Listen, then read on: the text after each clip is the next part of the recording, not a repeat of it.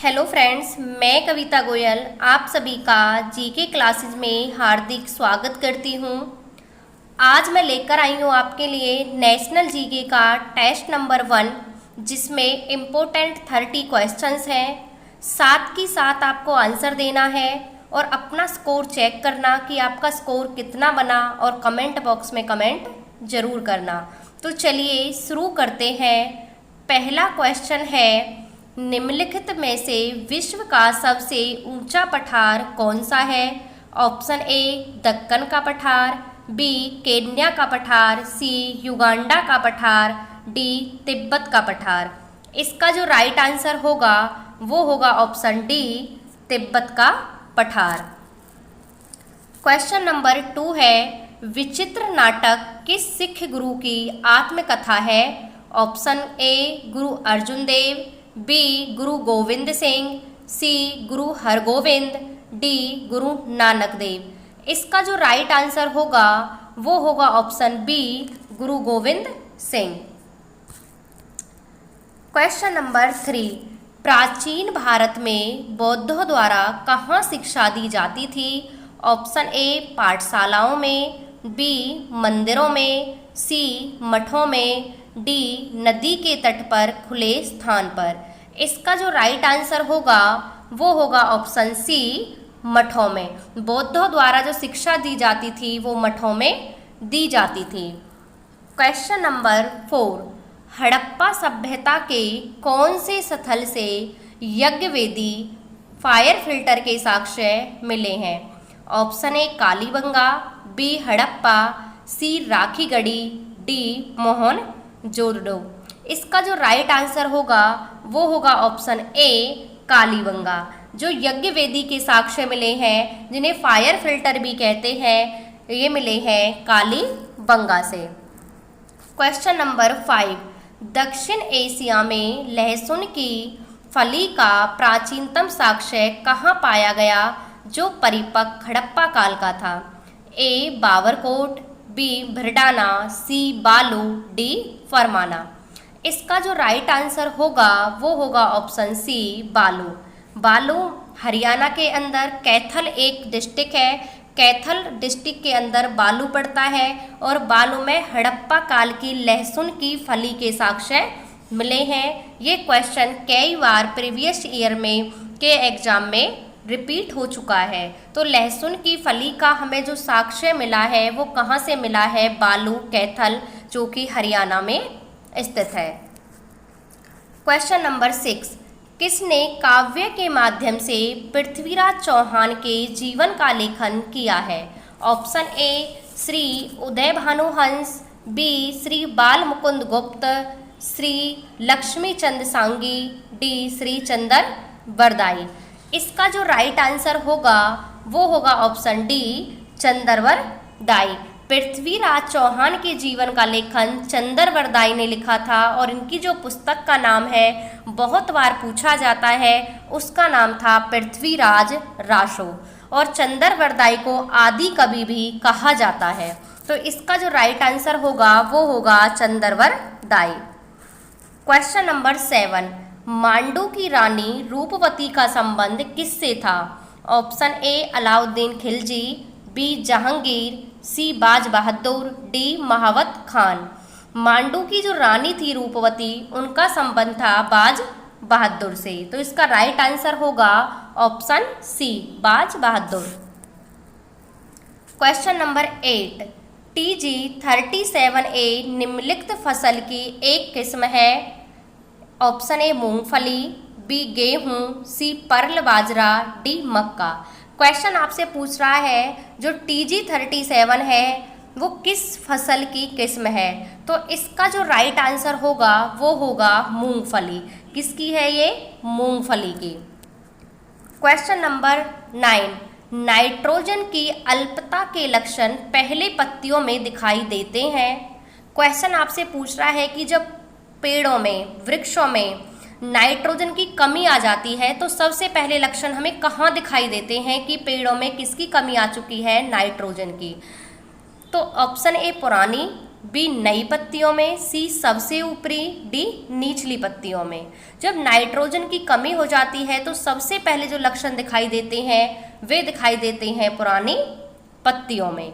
Nitrogen की कमी के कारण पेड़ों की वृद्धि रुक जाती है, पेड़ कम बढ़ने लगते हैं। अगर नाइट्रोजन की अधिकता हो जाए, अगर पेड़ों के अंदर नाइट्रोजन की अधिकता हो जाए तो उससे फूल के आने में देरी होती है, फूल आने में विलंब होता है। तो इसलिए नाइट्रोजन की कमी भी अच्छी नहीं होती और अधिकता भी अच्छी नहीं होती। तो नाइट्रोजन की कमी के सबसे पहले लक्षण जो पत्तियों में दिखाई देते हैं वो देखते हैं पुरानी पत्तियों में। क्वेश्चन नंबर 10, वसंत ऋतु पत्तियों के रंग की घटना डैश में होती है। ए समशीतोष्ण पर्णपाती वृक्ष, बी सदाबहार वन, डी उष्ण कटिबंधीय वर्षा वन, डी उदीच्य वन। इसका जो राइट आंसर होगा वो होगा समशीतोष्ण पर्णपाती वृक्ष। जो वसंत ऋतु के टाइम पत्तियों के रंग की घटना होती है कि रंग में जो परिवर्तन आता है वो कौन से वृक्षों में होता है, वो होता है समशीतोष्ण पर्णपाती वृक्ष। इसका राइट आंसर होगा ऑप्शन ए। क्वेश्चन नंबर 11, बिहार का हजारीबाग किस खनिज के कारण प्रसिद्ध है? ऑप्शन ए कोयला, बी स्वर्ण, सी चांदी, डी बॉक्साइट। इसका जो राइट आंसर होगा वो होगा ऑप्शन ए कोयला। क्वेश्चन नंबर 12, संघीय प्रणाली की एक आवश्यक विशेषता है। ऑप्शन ए शक्तियों का पृथक्करण, बी शक्तियों का विभाजन, सी शक्तियों का केंद्रीयकरण, डी राज्यों की तानाशाही।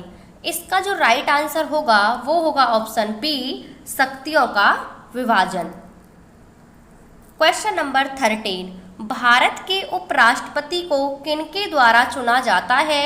ऑप्शन ए लोकसभा सदस्य, बी राज्यसभा सदस्य, सी संसद के दोनों सदनों के सदस्य, डी सभी राज्यों के विधानमंडल के सदस्य। इसका जो राइट आंसर होगा वो होगा ऑप्शन सी संसद के दोनों सदनों के सदस्यों के द्वारा उपराष्ट्रपति का चुनाव किया जाता है। क्वेश्चन नंबर 14, सरकार के संसदीय प्रारूप का प्रथम बार प्रारंभ हुआ।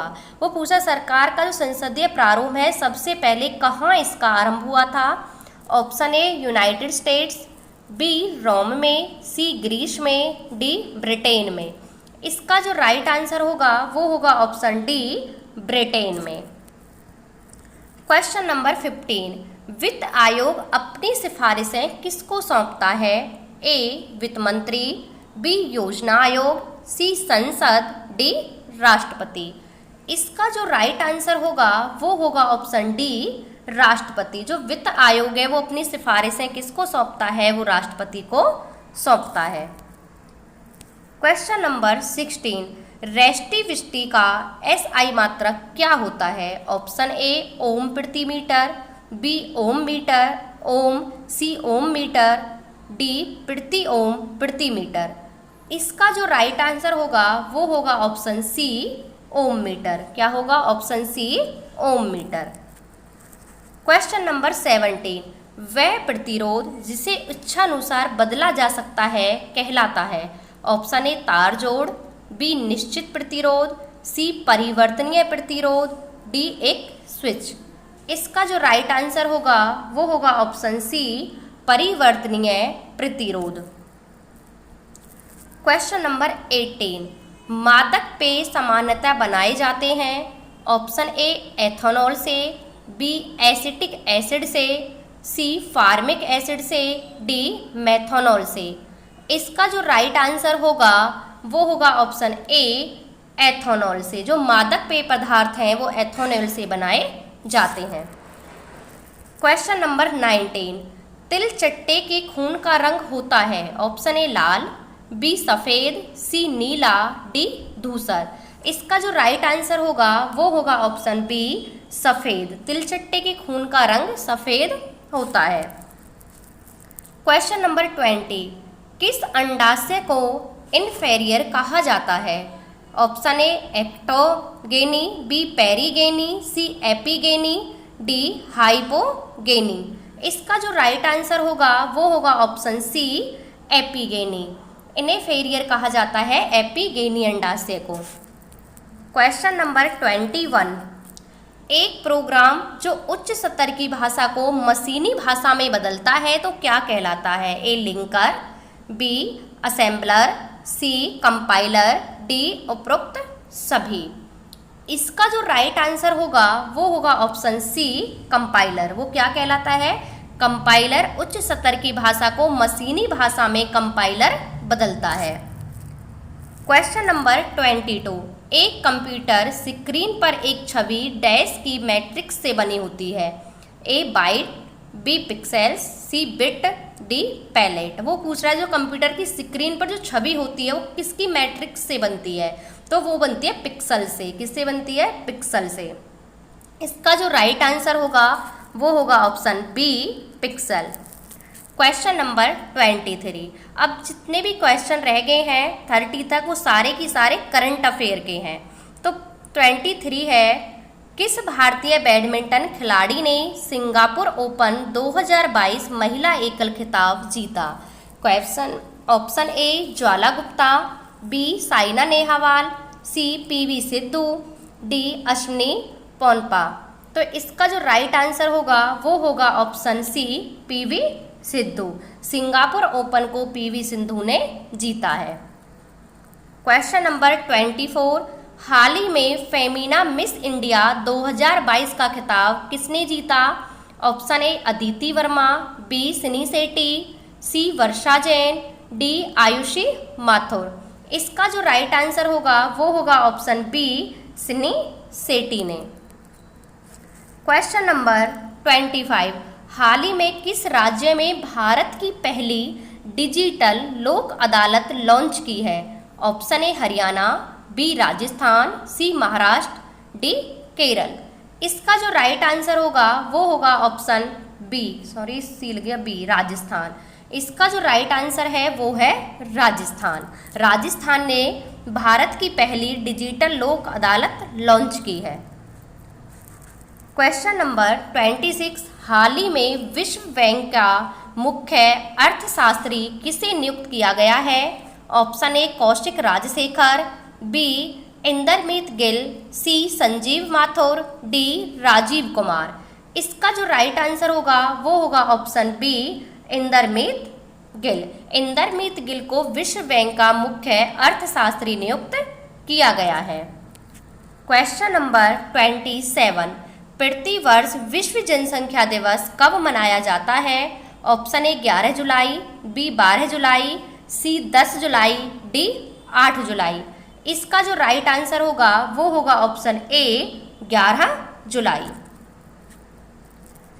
क्वेश्चन नंबर 28, हाल ही में गेल के नए प्रमुख के रूप में किसे नियुक्त किया गया है? Option A Lokesh Bhardwaj, B Rajendra Tripathi, C Sandeep Gupta, D Manish Dhankar. इसका जो राइट आंसर होगा वो होगा ऑप्शन सी संदीप गुप्ता। जो गेल के नए प्रमुख चुने गए हैं, नियुक्त किए गए हैं, वो हैं संदीप गुप्ता। क्वेश्चन नंबर 29, हाल ही में किस राज्य सरकार ने महिलाओं के लिए नारी को नमन योजना शुरू की है? Option A Himachal Pradesh, B Uttarakhand, C Assam, D Punjab. इसका जो राइट आंसर होगा वो होगा ऑप्शन ए हिमाचल प्रदेश। नारी को नमन योजना हिमाचल प्रदेश ने शुरू की है। क्वेश्चन नंबर 30, आज का लास्ट क्वेश्चन, 13 एक्सप्रेस वे वाला देश का पहला राज्य कौन बन गया है? Option A Rajasthan, B Uttar Pradesh, C Gujarat, D Karnataka. इसका जो राइट आंसर होगा वो होगा ऑप्शन बी उत्तर प्रदेश। तो ये थे आज के 30 इम्पोर्टेंट क्वेश्चंस। कमेंट बॉक्स में कमेंट करना कि आपका स्कोर कितना बना। अगर आपको वीडियो अच्छी लगी हो तो ऐसी वीडियो पाने के लिए चैनल को लाइक, शेयर और सब्सक्राइब जरूर करना। Thank you.